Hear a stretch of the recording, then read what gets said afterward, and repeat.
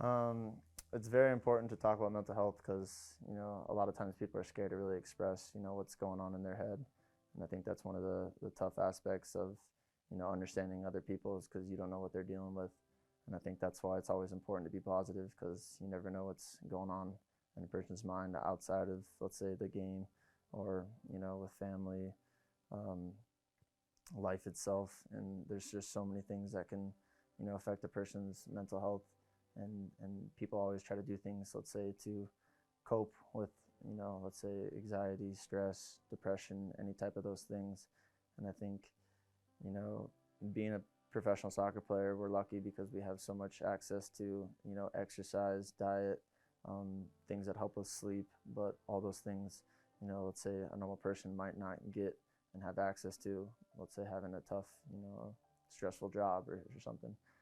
Having conversations and knowing what somebody might be going through off the field and being able to have a camaraderie and a trust between the two of you, or however many there may be, Mm-hmm. how does that impact your play on the field? Yeah, it builds trust, and I think that's very key for a team to have those, positive relationships between, let's say, one player and the player that's right next to him.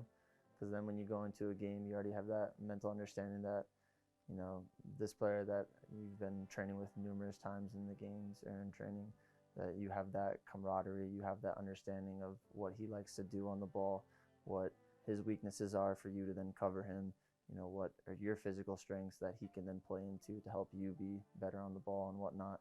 So I think, having that relationship with the player, it really just helps, bring out the best of both individuals. And then it's just that trust that then when going into the game, you have that mental understanding that both, player, you and the person next to you are going to flourish in the game because you've done it, time after time and had that mental understanding of knowing, the positives and negatives of each person, how that's going to contribute, into your play. Yeah, and you talked about how one of the things that you do to maintain positive mental health is meditation. Mm-hmm. Can you maybe talk about why you find that to be successful for you and Mm-hmm. I the just, process? yeah, I just feel like there's a lot of, you know, outside stimulation the world kind of brings into a person's brain, and it makes them think about all these different emotions, all these different ideas, all these different concepts that you have to then think about, but then it's not yourself really generating those ideas. So I think meditation is a big aspect of just really just sitting with yourself, closing your eyes, shutting down mentally, and just seeing, what's your brain doing by itself. And I think learning to just realize, in a moment, if you're breathing heavy, to slow down your breath and to realize, okay, maybe I'm a little antsy or a little bit stressed right now. And why are you a little stressed right now?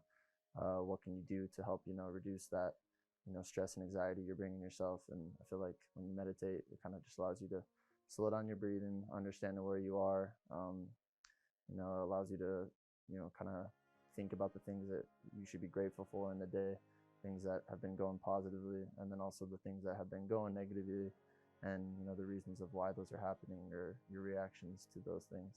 And I feel like just that whole understanding of, kind of shutting down for a little and really just adjusting to your own mind thinking, it just allows you to just, I don't know, shut out everything else and kind of just become one with yourself and think about with everything that's going on.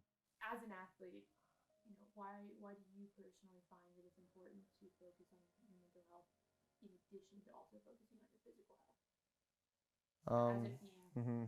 kind of combined?